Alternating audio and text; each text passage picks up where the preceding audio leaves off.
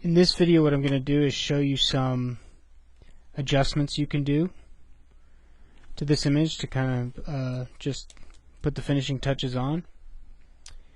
And we may or may not keep them all. We might not actually use them, but I want to show you a lot of the things that I do on a pretty regular basis so that you can choose whether you want to use them or not. Okay, so I showed you adjustment layers already. New adjustment layer. First thing we'll probably do is curves. And here you can, it's showing this gray roller coaster in the back is your histogram, and it shows all that represents a graph of all the pixels in your scene. And furthest left are black pixels, furthest right are white pixels, and then the height determines how many of those pixels there are in your scene. So in my middle gray area there's a certain amount of pixels there, and what I'm doing with this line is pushing the pixels that are in that middle gray up to be more white or down to be more black. So what you can do to add a little more contrast is just push your blacks a little darker, push your whites a little lighter, and you can see that makes a lot of contrast on, off. That really ups the contrast quite a bit. Then you can kind of fine-tune by just turning down the opacity of that. So like right there is pretty good. So that's one thing we can do. We can also go in here and adjust it by channel. So just the reds, and you'll see what this does. This kind of makes things change color a bit, because now just my red pixels are being adjusted. And there's no formula to this other than to just find something you like or just mess with it until it looks good. And you always have that dilemma of, oh, I wonder if it would look better if I do this or maybe that. And it's just up to your personal preference what you want to see. So I don't like what I did on the channels, so I'm gonna just forget about that. And let's just take the RGB back, or something like that.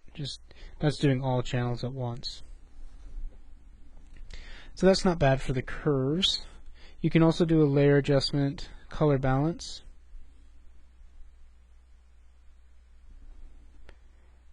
If you go into the highlights, we could make them more yellowy red, just warmer, and then the shadows could be cooler, maybe like that. I don't know, I kind of like that. Getting a little too much contrast now, so maybe I'll turn off that curves. The cool thing about this is if you like the curves in one place but not in another, you can turn it off using masks again. So make sure you've got a mask there. It's on by default. Then select the mask and you can just paint black on that mask on this tree. Maybe on this tree if you don't want it there. Turn my opacity up. Okay, so that's kind of the value of masks. They're really great for compositing stuff. So I actually want to try and fix that tree a little bit because it's so dark. It's like the darkest thing in my scene. Part of that's because I had to change the materials and make them much simpler. But if that tree looked a little more like that, it'd be good. So what we can do is just take this mask and fill it with all black. Select the mask, fill with black, and then go back with a white brush and only paint where this tree is. It's a pretty sloppy way to do this. You could go back and render out a mask for it and it'd be better. But you can see how contrasty these leaves got. I don't like how heavy they look in the scene. That's a little better, I guess. And the other place I wanted a little more light is up in that raft and the soffit area. So I think that looks a little better too. So that's on and off, on and off. And I do that frequently just to make sure I like what I'm doing and all that. So the power of masks, you can see already that you can selectively make adjustments, and that's why I use layer adjustments instead of image adjustments. So layer, new adjustment. What else can we do here? That's probably good for the adjustment layers.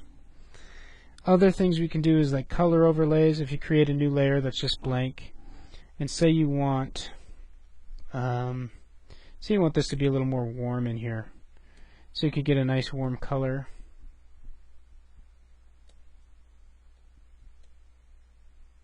Something like that is kind of good for sunlight. And you can take and color some areas just pretty loosely where the sun's hitting directly, maybe. Definitely over there, right there. You get some of these branches. Those ones actually might not work. But then if you change it to overlay, you can see how that's really warming up those areas. So that's too much, obviously, but we can turn it down. Maybe somewhere right there is nice if you prefer. And then in the shadows you could do the opposite, so the complementary color to this, something like a deep blue, something that kind of resembles the sky. And this can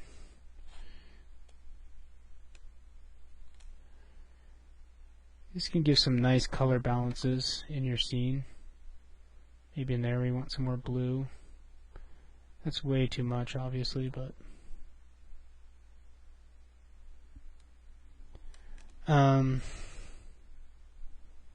yeah, that's alright. You could even do something like this. Something I do fairly frequently is take that warm color again and go to your gradients tool. Make sure up here you're going from just the color to nothing. That one right there. And just do something like this on a new blank layer.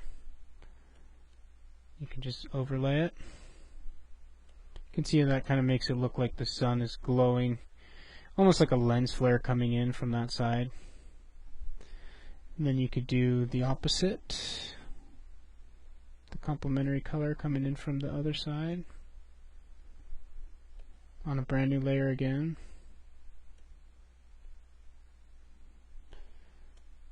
Kind of cooler over here on this side of the image, and that's kind of exaggerated, obviously, but I don't know, it could be pleasing to the eye. It's up to personal preference. You might like it like that. One thing I didn't show you is these other channels we have. So we have the reflection channel. If we bring it up to the top, that's not going to work well, but if you put that to linear dodge or add, then it just adds it on top of itself. So that's basically doubling the reflection we had on all our objects. So sometimes you might want that. In this scene I don't. The refraction pass, which is here, show you some things you could do with that. Now if I added that to itself, then you can see inside better there. Now if you took a new layer adjustment, and took hue saturation and affect only this refraction layer, and go into there and hit colorize, make it real saturated, and let's make it like a warm color, something like that, as if there's lights on inside. I don't know if this will work on this scene, but on more dimly lit scenes it will. I just collapsed that hue saturation layer with the refraction pass by hitting Control E. But let's try and copy it a couple more times. Yeah, see, it's not really working here. But if this was a more dimly lit scene, like a dusk scene or something, you could make it look like there's lights on inside. That's kind of a cheap way to fake it. And you can maybe blur it so it looks glowy, as if this was a night scene. So just having those extra passes just gives you a little more control over things. I'm not going to keep that because it doesn't work for this scene, but I do that occasionally when I'm trying to make night scenes. Or you can of course just model what's inside and put real lights in there instead of faking it in Photoshop later.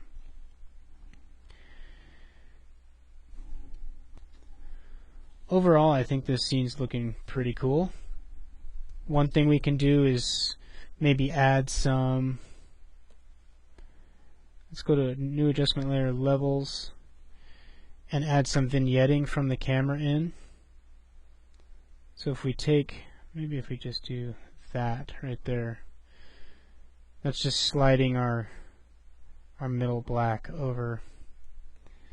And what I'm going to do now is mask that out for everything, but then paint it back in some places.